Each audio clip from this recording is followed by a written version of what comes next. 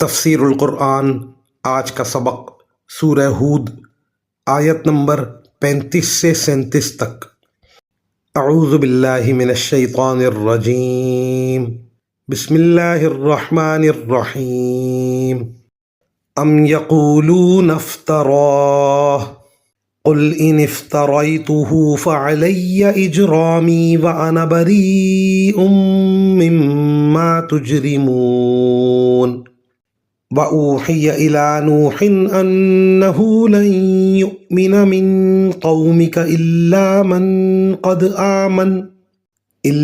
مَن قَدْ آمَنَ فَلَا تَبْتَئِسْ بِمَا كَانُوا يَفْعَلُونَ وَاصْنَعِ الْفُلْكَ بِأَعْيُنِنَا وَوَحْيِنَا وَلَا تُخَاطِبْنِي فِي الَّذِينَ ظَلَمُوا انہم مغرقون۔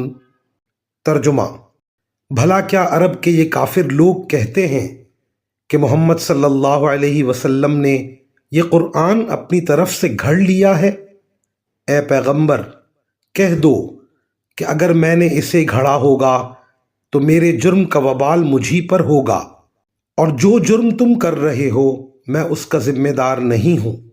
اور نوح کے پاس وحی بھیجی گئی کہ تمہاری قوم میں سے جو لوگ اب تک ایمان لا چکے ہیں ان کے سوا اب کوئی اور ایمان نہیں لائے گا، لہٰذا جو حرکتیں یہ لوگ کرتے رہے ہیں تم ان پر صدمہ نہ کرو، اور ہماری نگرانی میں اور ہماری وحی کی مدد سے کشتی بناؤ، اور جو لوگ ظالم بن چکے ہیں ان کے بارے میں مجھ سے کوئی بات نہ کرنا، یہ اب غرق ہو کر رہیں گے۔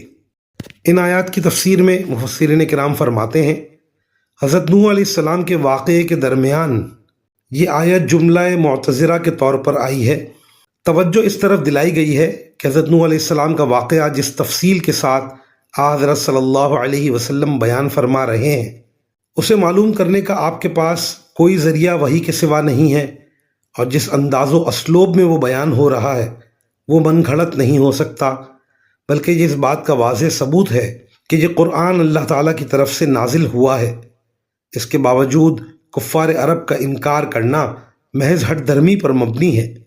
مزید فرمایا حضرت نوح علیہ السلام نے تقریباً 1000 سال عمر پائی اور صدیوں تک اپنی قوم کو نہایت دردمندی سے تبلیغ فرماتے رہے اور اس کے بدلے سخت اذیتیں برداشت کی، مگر بہت تھوڑے لوگوں کے سوا باقی سب لوگ اپنے کفر اور بدعمالیوں پر قائم رہے۔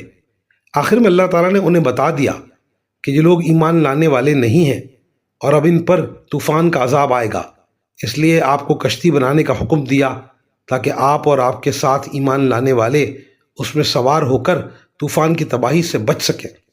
بعض مفسرین نے فرمایا ہے کہ کشتی سازی کی صنعت سب سے پہلے حضرت نوح علیہ السلام نے وحی کے ذریعے شروع فرمائی تھی اور پہلی بار 3 منزلہ جہاز تیار کیا تھا۔